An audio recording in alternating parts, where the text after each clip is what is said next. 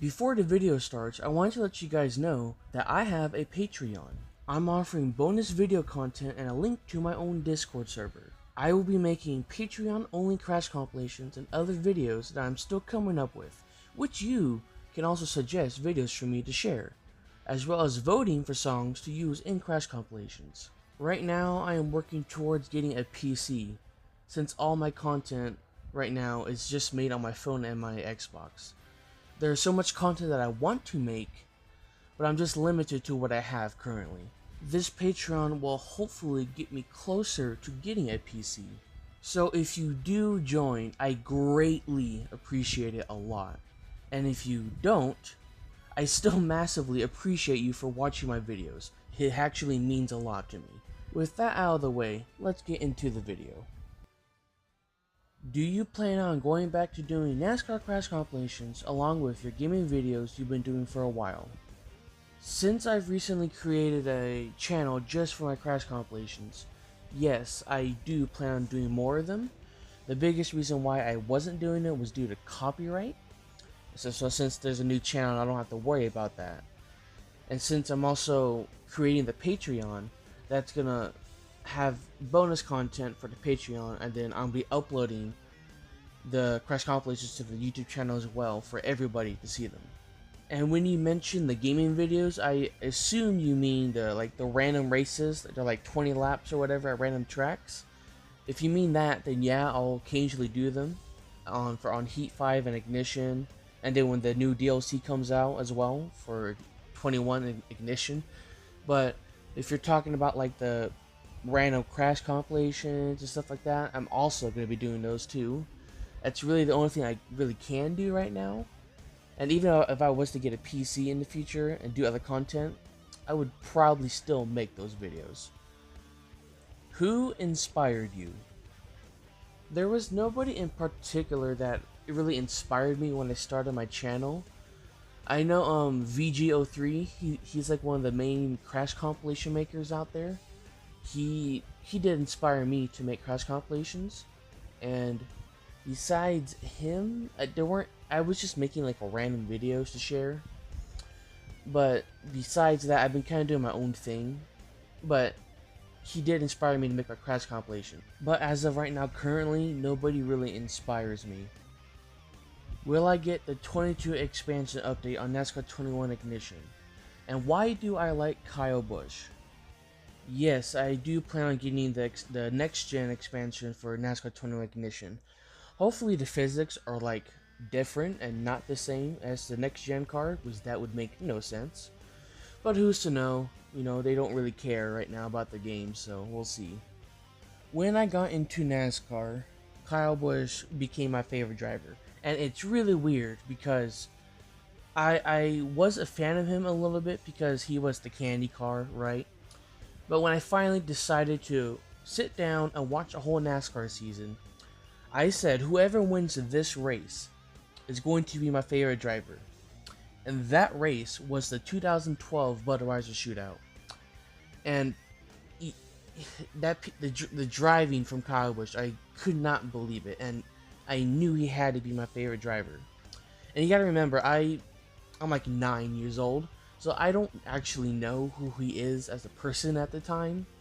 So like the Ron Hornaday incident and whatever at Texas, I did not know that happened until like 3 or 4 years later. So by that point, it was already too late. And as I got older, I kind of realized that I am a little bit similar to Kyle Busch, as in I am brutally honest as a person. So I don't lie, and even if it's not necessarily the right thing to say at the time, I say it because it's the truth. So, and I kind of relate to Kyle Busch in that way. Favorite NASCAR YouTuber besides yourself?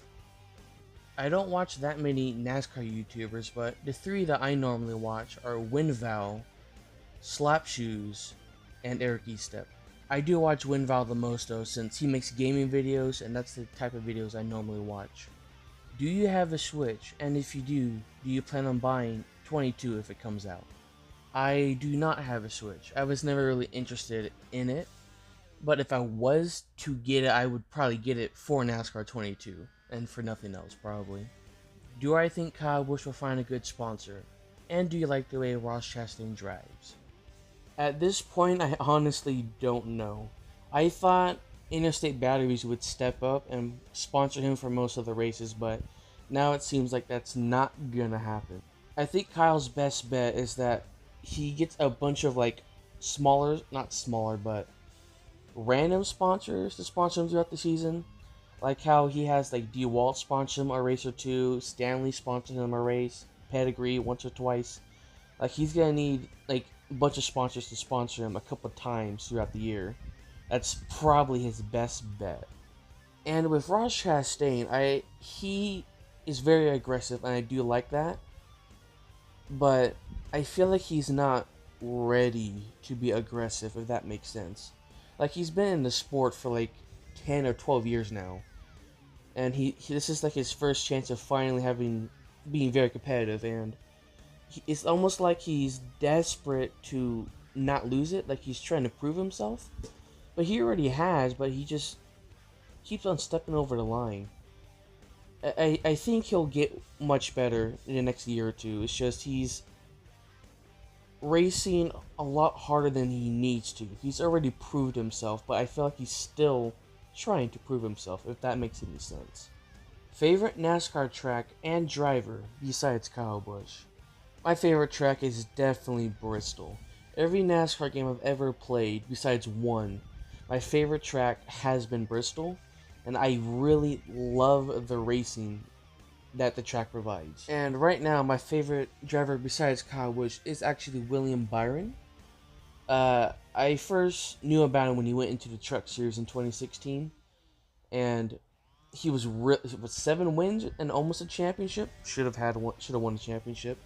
Like that really impressed me. So I followed him through Xfinity and into Cup, and he has finally, after like 3 years of not really doing that good, these last 2 years, he's finally been somewhat consistent and has gotten some wins, and I've been really happy about that. Who would you like as your teammates in NASCAR? And do you have a favorite driver from F1? Assuming it's a 4-car team and I'm one of the drivers, my 3 drivers would be Chase Elliott, Kyle Busch, and Ty Gibbs. With Chase Elliott, I mean, most popular driver, and he is really good. He's like the best driver this year. So, and he, all kinds of merchandise, so you've been making a lot of money from that. And then Kyle Busch, he's the veteran, and he's one of the best drivers out there, if not the best driver right now. And with Ty Gibbs, he would be the long-term driver. After everybody else is either retired or moves on, he would still be with the team, and he would eventually become the veteran, as I would hire new drivers. And as for my favorite F1 driver, I would be, hopefully I don't say this incorrectly, Charles Leclerc. I've heard other people say it differently, but I think that's how you say it. But I don't watch F1 too much because I live on the West Coast, so the races start at like 5 o'clock in the morning, so you don't get up early for that. But I do pay attention, and he was my favorite driver when I started watching in 2019. So it wasn't, I didn't pick him because he was good, no. Like, the first 2 years I started watching, Ferrari like sucked, so yeah. What about Kyle Busch do you like? And if Kyle Busch retired, who would be your favorite driver? I like how Kyle Busch is brutally honest. Like he gives it to you straight, even if he's a dick while doing it. Like, I'll be honest, he sometimes is rude when he does it, but it's just how I prefer it, is to be honest. And sometimes in his interviews, like, he'll get these stupid questions and he'll act stupid in return. Like, ask a stupid question, get a stupid response. And assuming William Byron is still racing when Kyle Busch retires, he would be my new favorite driver. What is your favorite track in NASCAR 21 Ignition? I really enjoy racing on Phoenix. I do struggle on the road courses, and it's not full throttle like the plate tracks or the ovals. Plus, the AI aren't stupid on that track, so you can actually kind of race them. Do you like dirt racing? Yes, I do like dirt racing. I don't have a way to watch it. I don't have a local short track that has dirt racing, and I can't watch it on TV. But I do think dirt racing is really cool. What are your future plans for this channel and your YouTube career? As of right now, I think it would be really cool if I could like stream almost every day and just play random NASCAR games while you guys watch, and like do other stuff as well, like NASCAR tier list videos and stuff like that. Just a bunch of random stuff, just to, like, do stuff more with the community, because I want to just stream, hang out, and talk, and just have fun. And I can't really do that with an Xbox and a phone, you know what I mean? I, I would probably stream a lot if I could. And then those streams would eventually turn into videos, like a lot of YouTubers or streamers who become YouTubers, they do that. I would still do like career mode videos and stuff like that on older games, and then the new games that come out, and then like messing around on NR 2003 and even like Beam and G videos and stuff like that. There is a lot that I want to do and could do if I just had the money, but I don't right now. If you had to quit NASCAR videos forever and stop watching it, what would you choose to do instead? I've been trying to come up with a good answer for this, but I really don't know.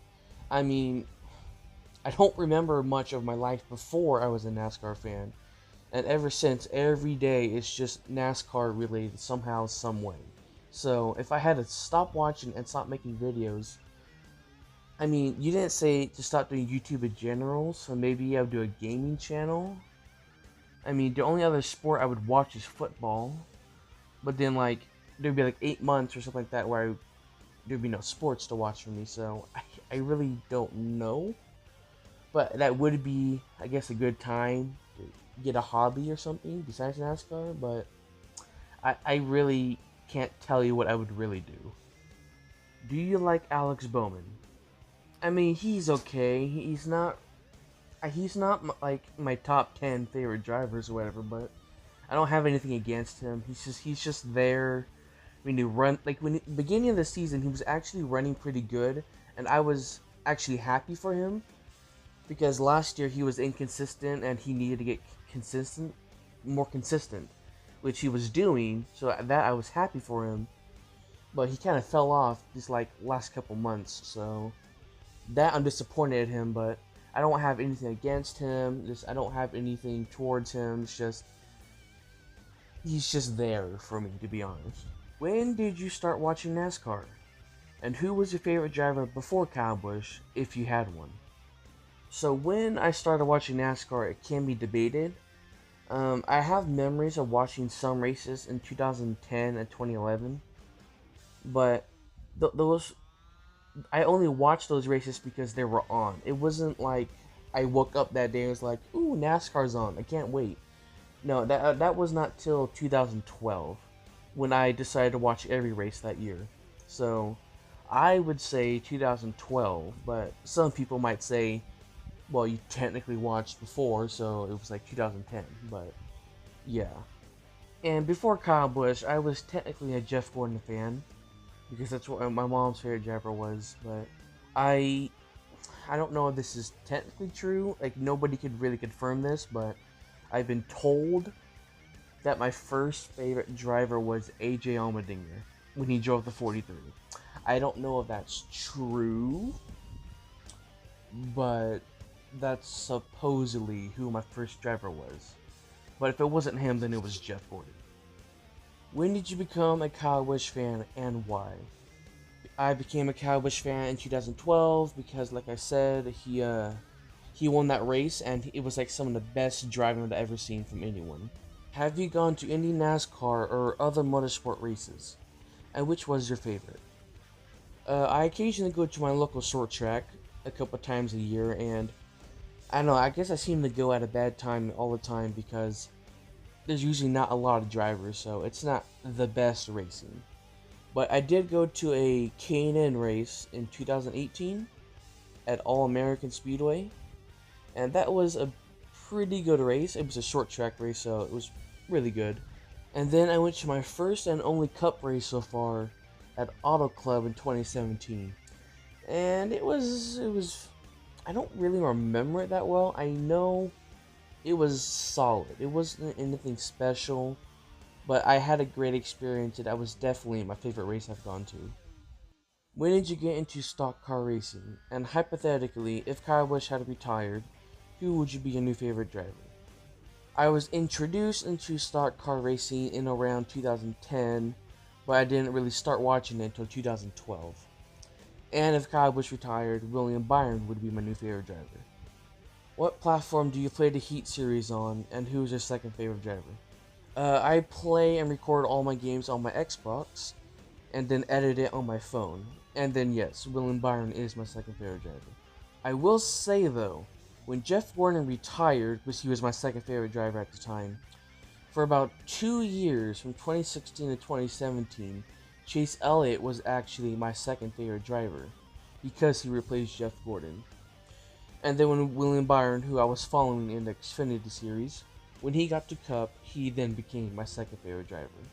Who do you think is better, Harrison Burton or Todd Gilliland?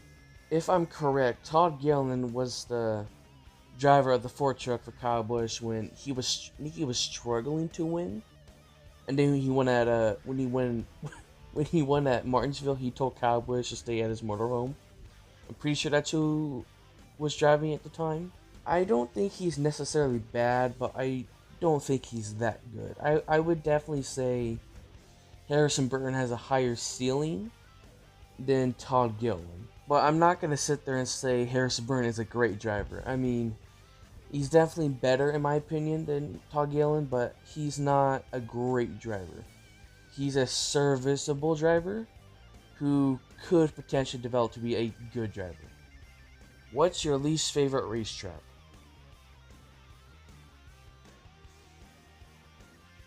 I will say though, the track on NASCAR 21 Ignition isn't that bad.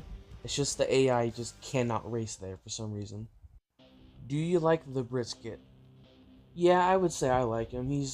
He won earlier this year, but then he hasn't really done much besides wreck himself at Bristol and the Coca-Cola 500. I like him. I like him in Xfinity, and I like him in Cup. I just wish he would run a little better. First NASCAR game. The first NASCAR game I can remember playing was NASCAR 09 on the PS2. And that's probably why I still like it a lot to this day.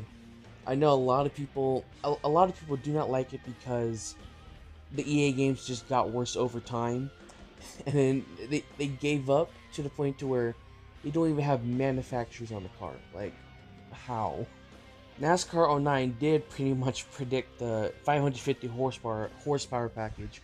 If you played it on the PS2, you know that at tracks like Atlanta and Texas, it's pack racing. It's just pack racing at those tracks.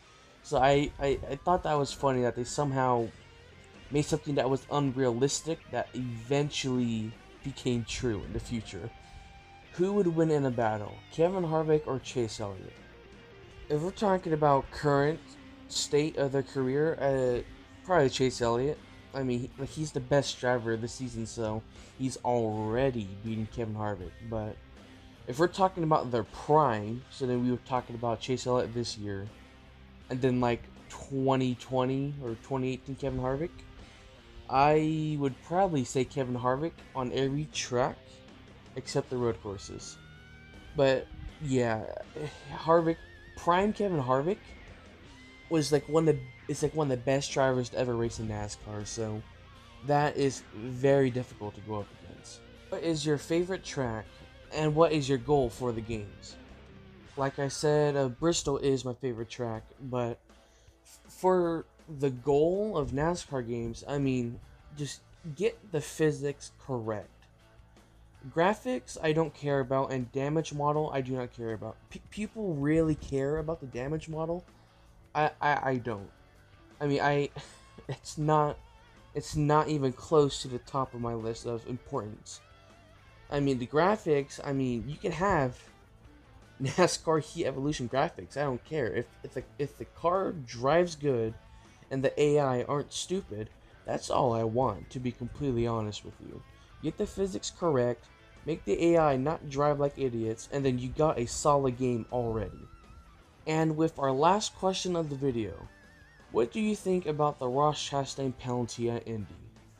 Well, let's be real, I mean, he just straight up cut the track. I mean, I mean, so the point of that runoff area was to, if you miss the corner, instead of going through the grass, you just take the road and get back on track. But NASCAR didn't consider the fact that someone could just skip the corner and basically abuse it to where they could try to get away with it. And Chastain, he tried to say that he was like, he saw that there were like 4 wide and that he was going to be put in the grass and there was going to be a wreck. And he was right, there was a wreck. I'll give him that. But I mean, he didn't even like try to hide it. Like, you see him slow for the corner, then he just accelerates. Like, he didn't miss the corner or anything. He was like, huh. You know, I don't really want to make contact with anybody else, so I'm just gonna skip like 10 seconds of the course and just take the lead real quick. Like, I mean, it's NASCAR's fault for not anticipating something like this, knowing how last year's race was crazy in the first corner. But at the same time, as a driver, you should know that what you're doing is not gonna fly. Like, you obviously didn't attempt to make the corner, so that alone, you're not gonna get away with it. Like, seriously?